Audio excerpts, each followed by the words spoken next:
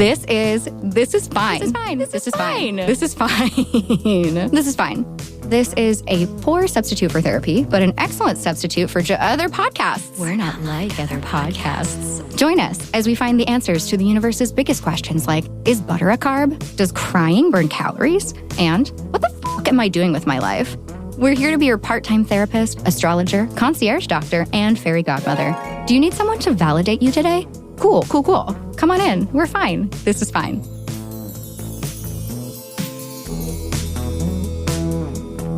Jesus loves me, this I know, for he gave me Lexapro. Glennon Doyle, Untamed. Welcome, BBs, my sweet butterflies. It's your friend Dominique here, and we're going to get a little more serious today. Kind of. You know, I can't take much super seriously. With that said, we're diving into the world of antidepressants. Are you on some? Do you know someone who is? Are you thinking about talking to your doctor about them? The answer to that is probably. As I was writing the outline for this show, a day later, the New York Times put a huge piece out called The Age of Distract Depression. Here are some stats that I had amassed beforehand. The Pharmaceutical Journal reported that in the last quarter of 2020, antidepressant prescriptions rose by about 6%. The rate of prescription has tripled since 2000, according to the New York Times. And according to the American Psychological Association, the APA, women are twice as likely to take antidepressants than their male counterparts. Single Care reported that in 2022, there was a 70% increase in fills for generic Lexapro, a 31% increase in fills for generic Zoloft, and a 20% increase in fills for generic Prozac. It's hard to nail down a statistic of just how many people are currently taking them. Stats range between 5% and 16% of Americans. But I can think of about 10 people off the top of my head who are on the same prescription as me. Shout out to Team Welly B, let alone antidepressants in general. The most recent stat from the New York Times article I just mentioned, almost a quarter of Americans over 18 are on medication for depression, anxiety, and ADHD. This isn't just an American thing either. I'm not going to bog you down with even more stats because I'm hoping you haven't already tuned out from what I just said. So this is a very much a, just trust me, bro kind of moment. But if you Google antidepressant statistics plus insert country here, you'll see what I'm talking about. So what's with the rise in numbers? Are we finally, as a collective, tuning into our mental health and getting help? Are we more depressed than previous generations or simply more attuned to our needs? Is it because access to mental health care, though still excruciatingly difficult, is a bit easier than it was 20 years ago? Does the lessening taboo in this area allow people to access life-saving medication, or are we being overprescribed? To discuss this today, I've invited a special guest, licensed therapist, sex educator, dating and relationships expert, queer/poly/ENM icon, New York City's finest, Rachel Wright, LMFT. Rachel is not only a therapist, but also has personal experience with depression and its various treatments that she's going to be sharing with us today in part A of this series and in the next episode. We're going to talk about hang-ups, stigmas, insecurities, vulnerabilities, and some pros and cons of antidepressants. Because not everything is sunshine and butterflies and rainbows, despite what I tell myself every single day. Okay, without further ado, let's get started on adventures with antidepressants. Rachel, my friend, thank you so much for being here today and gracing us with your presence. Thank you so much for having me. I'm truly honored to be here. And I'm so excited about this podcast for you and for everyone who's going to listen. And I'm so thrilled to be here. Oh my God, thank you so much. And Rachel, I mean this every time I say it to you. You truly are a wizard. So you're going to bestow some magic upon us today. And I'm so grateful that I get to share that with more than just myself. I'm like blushing over here. Thank you. Thank you. Seriously, so grateful. So both of us have a lot of feelings around antidepressants. Today's episode is part 1 of our adventures with antidepressants. Why is it so important, from your perspective, why we talk about this today? Oh, man. Okay. So first and foremost, there's so much misunderstanding and there's so much stigma. So I can come at this from 2 different angles, as you know. One, as a therapist and a mental health professional, and then 2, as someone who has navigated anxiety and depression her whole life. Mm-hmm.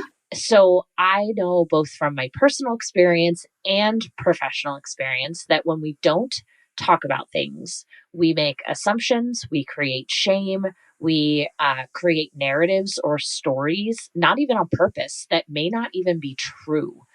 And given the amount of people that are taking antidepressants, Yeah. we need to be talking about it. Yes, yes. And we've had this conversation like off mic, but, we've gone through it where, especially, my own personal story, when I first, got the news from my doctor, like, hey, I think it's time to explore this, after years of therapy, I had this narrative that I built up in my head, like, oh, if I have to take pills for it, it must be really bad. There must be something wrong with me, and kind of separating the prescription from the person, right? And there is this stigma, right? Like, yeah, I mean, I think that it's some people still have this idea that mental health is not physical health. right. Like they think that it is a mindset issue. Like you can Yes. think your way out of it. Right. And like as a therapist, I don't even prescribe medication. Like I want to make that very clear to everybody listening. Psychiatrists, medical doctors prescribe medication. Right. I do talk therapy. So I'm not even the person like pushing the drugs. Yeah. I may say like, hey, I would recommend you go talk to a psychiatrist, et cetera, et cetera. But I don't have a stake in this. And I personally hate big pharma. Like yes, same. the system sucks. Yes. It is broken. It is awful. These drugs are not on the up and up enough. Like there's so much wrong with it. Correct. And all of that being said, we still need to talk about it. Yes. And we can't think our way out of depression. Oh we my can't God. talk our way out of depression sometimes. Right. There are times where it is a literal chemical imbalance. And if you had a mineral imbalance, if you had a vitamin imbalance, you would do a medical treatment to change that. And that is what these pills do. Yep. Yeah, I truly felt, I was like, I think I'm having a dopamine recession. And we'll get more into this later. Right? But I was actually right, which is weird. But I love that you did bring up, this is not a pro big pharma episode or topic. No. Neither of us are fans of big pharma. But then there is a time and a place for when we need certain kinds of pharmacological interventions. So from your vantage point as a clinician, when you are working with, I guess I would say client in this context, right? You're working with a client and you're doing talk therapy. When do you notice, or are there certain markers when you're like, okay, I think this is actually time for me to refer you to a psychiatrist? Is there a method to it, or is it different case by case? It's definitely different case by case. I would say that in general, it is it's one of those things, it depends on how big the impairment is. Right. So there is a difference between someone who is experiencing a few depressive symptoms versus someone who is experiencing enough of those symptoms to be diagnosed with depression. And then even after that diagnosis, there's a difference between that and someone who is unable to get out of bed, basically catatonic, not eating very much, not sleeping. Right. There's a spectrum of all of this stuff. Yeah. And so depending on where someone falls on that spectrum, a therapist may say, hey, we're going to need some assistance here. And in those cases, it's not that the medication alone is going to change everything and then, oh, everything's fine. Great. Amazing. This is fine. Yeah, exactly. It's an and. Yes. We need, but sometimes the talk therapy, which literally does rewire the brain, sometimes we need the medication to help balance out the neurotransmitters in order to assist us in rewiring the brain. It's like the black pepper to the turmeric, right? It makes it more bioavailable. Exactly. Or having a tiny bit of THC with CBD. Yes. Way more enhanced. It makes it more effective, even though you don't even notice it's there. Yes. Okay. So example, my dog who literally takes Prozac, I've probably mentioned that way too much on this show. I actually, because I'm insane, brought in a dog psychologist. She's an animal behaviorist and, was talking about separation anxiety and, certain things that made me think she needed some help. And even the dog doctor, the dog psychologist was like, this gives her a leg up. Prozac, for dogs, it's called Reconcile. it gives her the ability to calm herself enough so she can focus on the training. Right now, she can't hear you because she's in such fight or flight, where the SSRI is going to help her, get that serotonin, chill out a little bit more, and focus on the training so she can heal even further. Yes, exactly. That is a perfect example. Learn and so it much works from this the dog. exact same way in humans. Learn so much from Stella. Okay, so, again, we're not fans of big pharma. We do know that there's a time and a place, and this, plays a pretty vital role in psychiatric treatment. It's not all sunshine and roses, obviously, even though that's what I like to pretend. I have been hearing more about informed consent when it comes to medical care, basically getting more transparency from your healthcare provider. And because you are an educator when it comes to consent and you're in the mental health field, what are some, I guess, legitimate concerns to be aware of when it comes to antidepressants? So I love that people actually understand what informed consent is now. Yes, it's so and good. what, for anyone listening, if you're like, but what is it? Yeah, true. I wasn't one of those people. That's okay. Yeah, exactly. Couldn't be me. Yeah, we know. So we know what consent is. We know that it's saying, yes, I want this, or yes, I will take it. We're saying yes. Consent is opting in. And one of the things about consent is that you can retract it at any time. You can, say yes one day and say no another day. Like, consent is fluid. Informed consent is technically a medical, psychological therapy term, meaning that you are consenting based on the information that your service provider has given you. Right. So when you sign up with a therapist, you actually sign a form called informed consent. Wait, and I didn't know that. was the first time. Yeah, that was the first time that I even heard that term. Was in grad school. We were going over how to write an informed consent contract. And essentially part of what that is like, here are the possible risks of what we're doing. Mm-hmm. Here are the things that you may experience. Here is the cancellation policy. Here is the law around confidentiality. Here, like, everything that someone needs to know to say, yes, right, I will sit in a room and talk to you about all of this shit in my life. Right. It's like you're putting it all on the table. Exactly.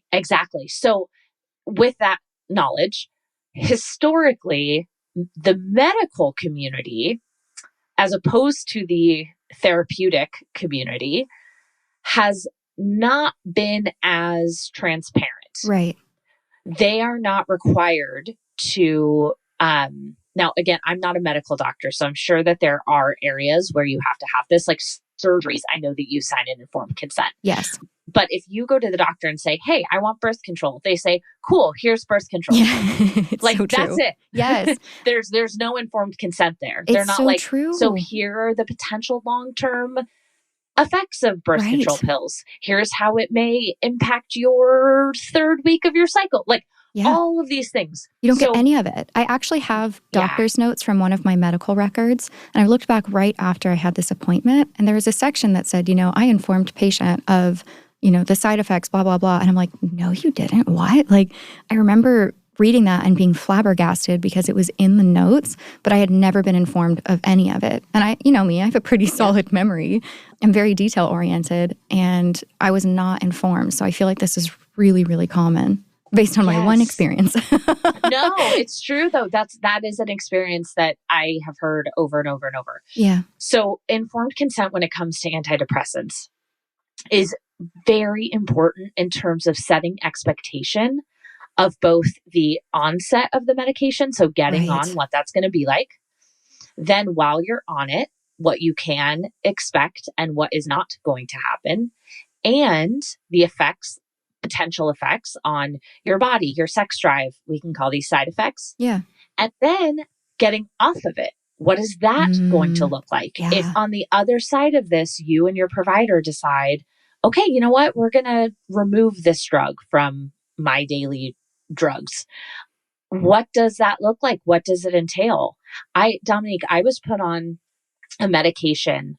It's called Effexor, is the brand name for it. And when I got on this medication, I was told, here, this will help you. Like, you need this. Right. And at the time that I was put on it, A, I was way too young to even understand like any of these things. Right. And B, I was in such a low place Yeah, that how could frankly, you? anyone telling me this will help you, I was like, Right. cool, I'll take it. I'll Like take they anything. could have been like, here's heroin. And I would have been like, okay. Like, See you later. yeah, like if it was coming from a doctor, I was like, please just help me. And I was on it for years and years and years and years. And I went to get off of it because my new psychiatrist and therapists were like, you don't need to be on this anymore. Okay. Like it's too intense, essentially, for lack. We'll just speak in normal words. It's Yeah. like too intense for the level of intensity that I needed anymore. So my psychiatrist says, okay, so we need to taper you off about 25 milligrams at a time. And I was like, 25 milligrams at a time? Like, that's really slow. Yeah. What, like, why?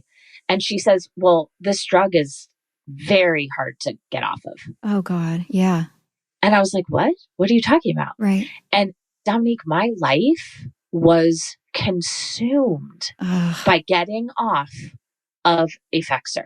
Wow. Like, for weeks, I was going through awful withdrawal effects from this drug. It was insane.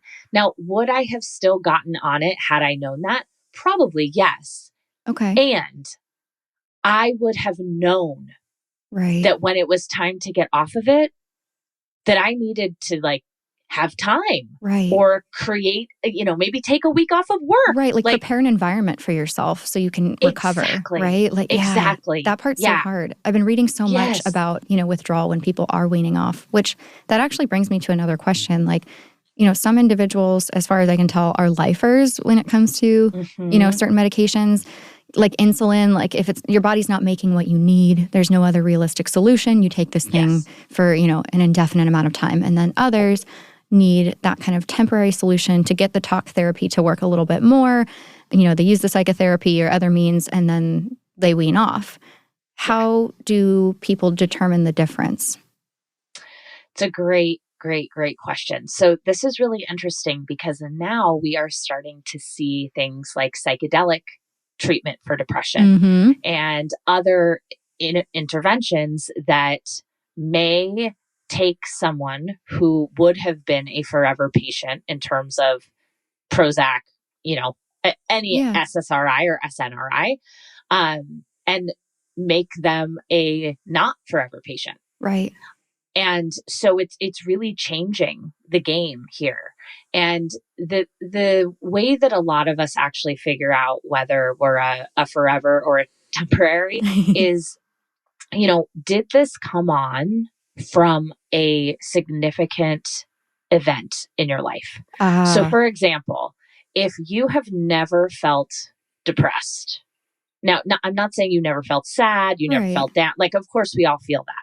But if you have never been depressed and then you lose a parent. Right.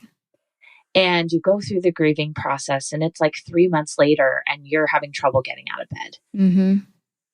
Most likely you're going to need temporary support from pills and therapy to help get you back to a place that you were before the event happened. Pre-trauma. Yes, exactly. Okay. Exactly. Now, you're going to be different. I hate the idea of like going back to how you were, because obviously you're going to be very different on the other side of going through trauma like that. But in terms of your depression levels, in terms of your symptoms, getting back to your whatever was normal for you. Your day-to-day joy and energy. Exactly. Yeah. Exactly. So that is something that typically is around temporary support. Whereas, if you were put on an antidepressant at, 19 through 25 and you're in your mid 30s and you've just always been on one, it is possible that you may be on it for forever. Yeah. It may not be. And again, a lot of those people are great candidates for things like ketamine treatment and, a lot of these different psychedelic treatments that are being researched and is so, so exciting. But yeah, that's kind of it's very generalized, but a For sure. zoomed out way Yeah. of differentiating. And again, like this is, general conversation. Every person is going to need, very specific, tailored, personalized treatment and support from their own mental health care provider. This is not medical advice, but Yes, exactly. it's nice to have that framework and to have the conversation in general, because like you said, we do need to be talking more about it. And, this is another, I think, method of, like we keep saying, informed consent, knowing a little bit more, just in case maybe your doctor didn't tell you all the things. I can't tell you how many times, and I don't know if your clients have also gone through this. You get a medication and then you're suddenly Googling, is this thing that happened to me, this past week, is this related to this medication or this medication? Yes. Like, is this a side effect of something, or am I just going through it? I do that more than I would like to admit. But yeah, back around to informed consent yet again. You talked a bit about onset. Can we talk about that trial period process when you are just entering into your first foray of adventures in antidepressants? Yay. Yay, welcome. Yeah. So the trial period, or the on-ramp, as I like to call it, love that. Is as messy as an on-ramp getting onto a highway. Yep. Right? There are some where you just kind of merge on and you're like, oh, wow, look, I'm on the freeway. It's great. And then there are some where you're like, I almost hit that car. Oh, now we're yielding. Wait, why is there a stop sign? Why are they going so fast? And there's a million hindrances. And then finally you're like, okay, cool. Now I'm on the highway again. Yep. It's like the heart of LA. Yes, exactly. Exactly. It is so challenging because these drugs affect our brain. Mm-hmm. Our brain controls everything. Everything. Which is why when people separate physical and mental health, I'm like, what the fuck are we talking about? Right. Yeah. What? Like, your brain controls your breath. Like, we would not be breathing without the brain. There's a physical brain. Yes, it's in your literally skull. In your body. Yeah. My therapist, before he retired, basically said, I can't remember, it wasn't Descartes, he's a mathematician, but he was saying that a long time ago, a scientist was like making a deal with the Catholic Church to study cadavers, essentially.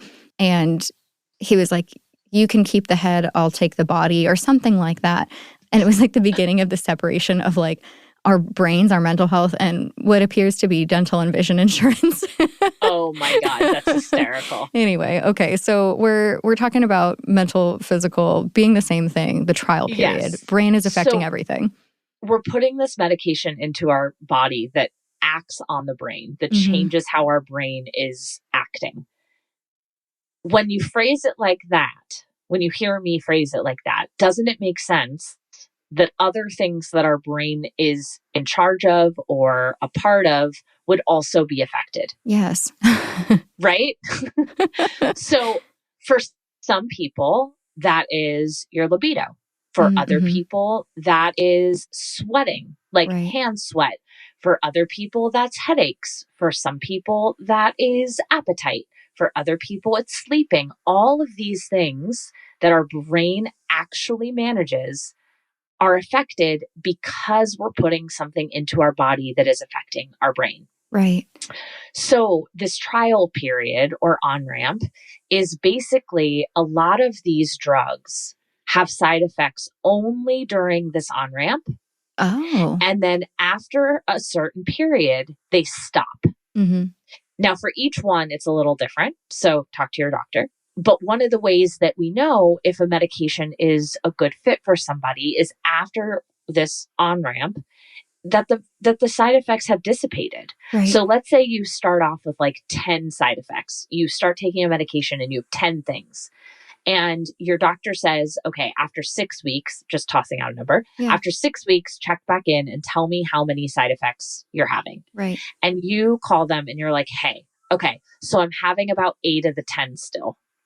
Most likely, they are going to try a different medication. Yep. If you call and say, hey, I have like 2 or 3 out of 10, they're going to be like, okay, can you live with those? And is it helping your mood?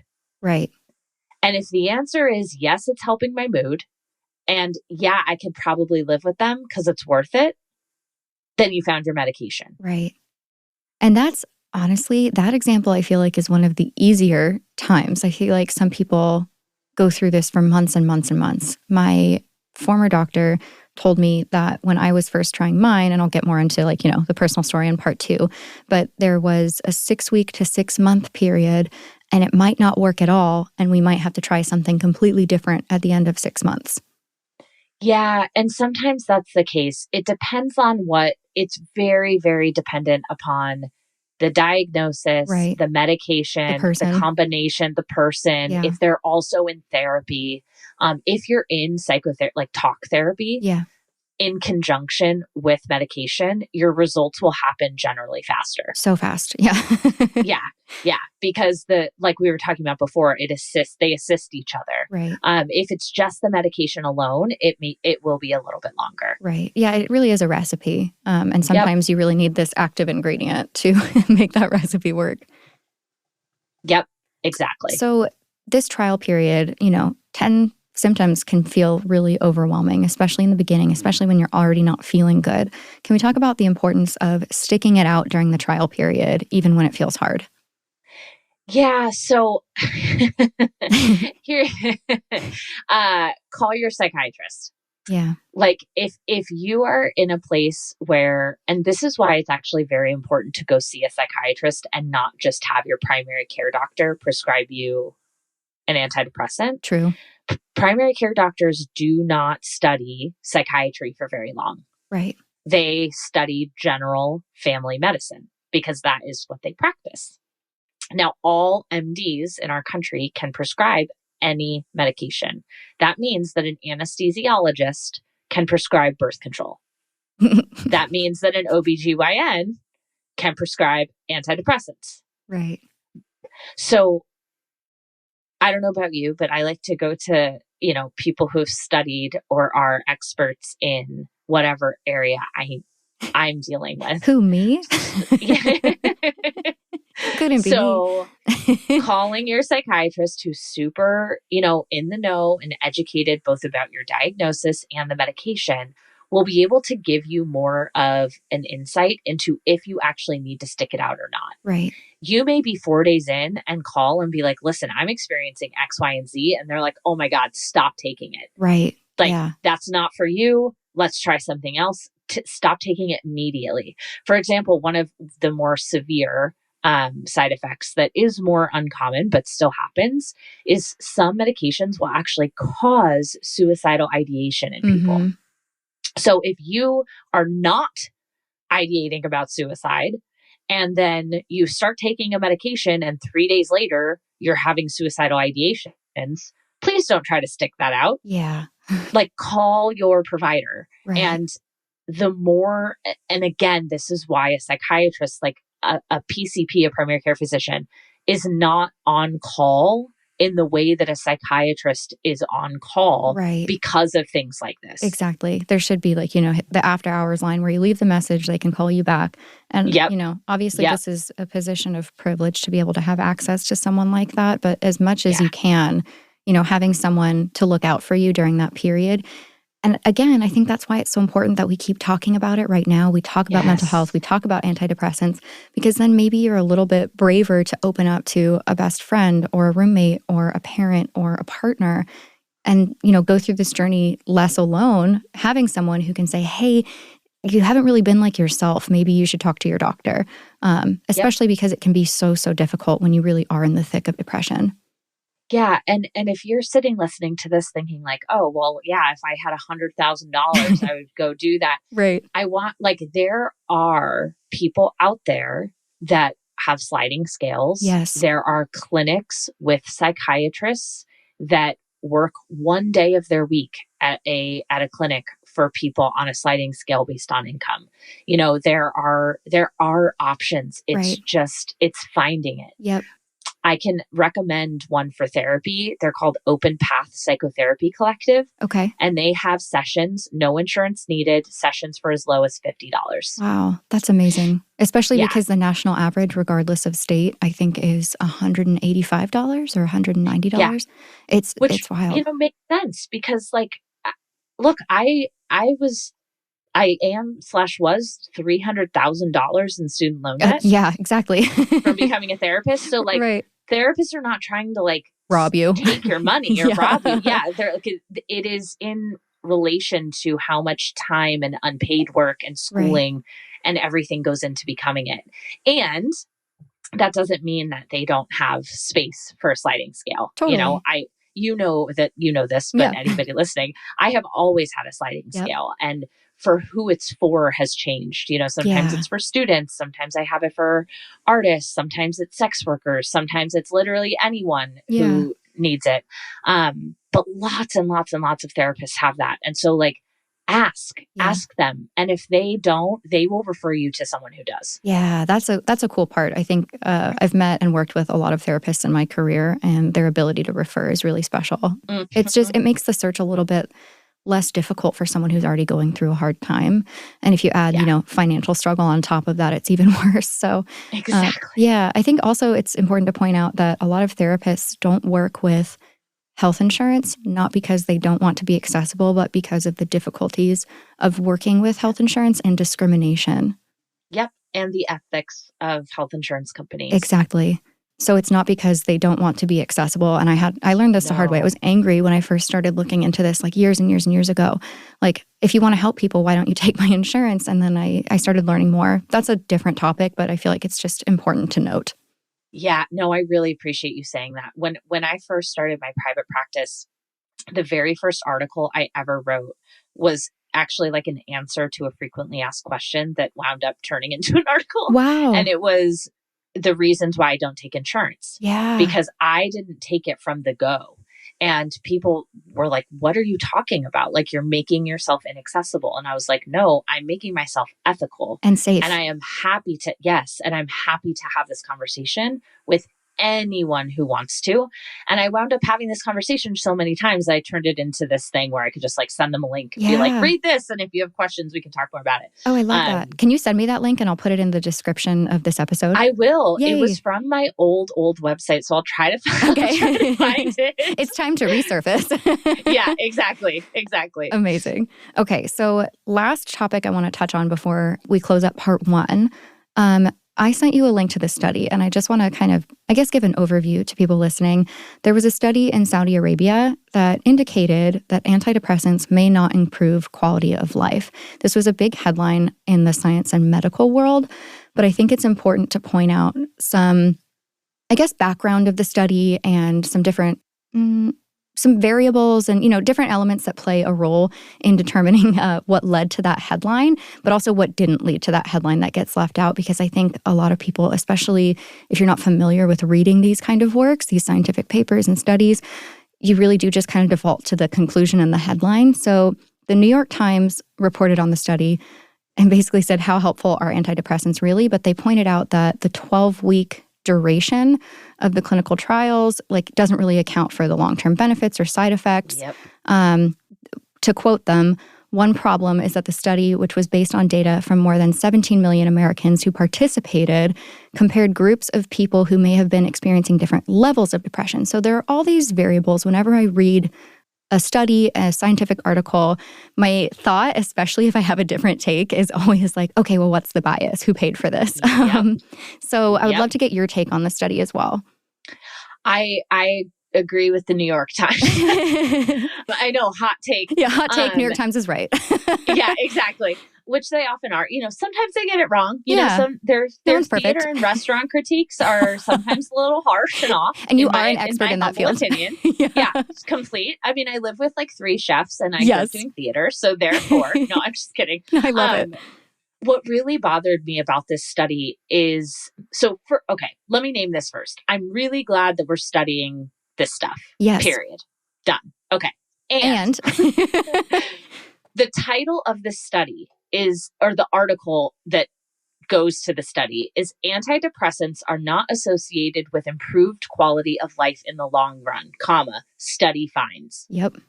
Now, this did not look at the long run. What does the long run mean? Right.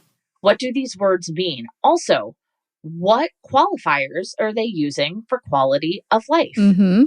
And what are the metrics? How are they measuring that? Right. And they did the study in Saudi Arabia, which is going to have a different version of quality of life than the United States of America. So true. Yeah, totally. Right? Like, and for like all over the place, America's a dumpster fire right now. And so like yes. people trying to find quality of life in America, like antidepressants are, a small drop in the pond. Yes. But what gets published and what people see on their Apple News or on their homepage of Google is just antidepressants are not associated with improved quality of life in this new study. Yep. And all of a sudden people are like, oh, I should probably get off my Prozac. Mm-hmm. And then also they don't realize, because they didn't have informed consent, that there's a wean off period that's going to be kind of miserable. Yep. And they don't ask their doctor. They're like, oh, but I read this study, so therefore I'm the expert. Right. And like you're saying, like, Dominique, I had to take an entire semester class to learn how to read scientific papers. Yeah, totally. It's an art. Whole semester. Yes. It's a science and an art. Tedious. Yeah. Like tedious and totally worth it. Like, I am so grateful that I know how to read these. And frankly, if I were more of an expert in it, which I'm not, I would teach a class for people on how to do it. Yeah. If anyone listening is an expert in this, please start teach a workshop for people, how to read scientific journals for normal dummies, for normies. Yeah. I should do an episode. Well, I'm going to find someone. Yes. Okay. Do it. Yeah. Okay. Great idea. Thank you. On that note, this was a fantastic part 1. Thank you so much for joining us for this part of the antidepressant adventures. Thank you for having me. Okay, that was a lot of information to take in, and some pretty heavy information at that. There's a lot more to talk about, so we decided to wrap it up here for part A of this 2-part series, and we'll pick it up again next week. Until then, you can find Rachel on Instagram at @Wright_Rachel. That's THEWRIGHT_RACHEL. You can also find her brand new podcast, The Wright Conversations. That's WRIGHT, like her last name, anywhere podcasts are available. We're so grateful you joined us for part A of Adventures with Antidepressants, and we'll see you here next week. A bientôt. Bye.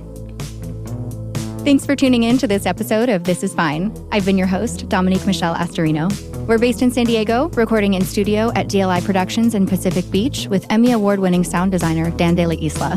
This is a comedy and advice podcast, but for legal reasons, this entire podcast is a joke and none of it is medical advice. To download the transcript or learn more, visit thisisfinepodcast.com.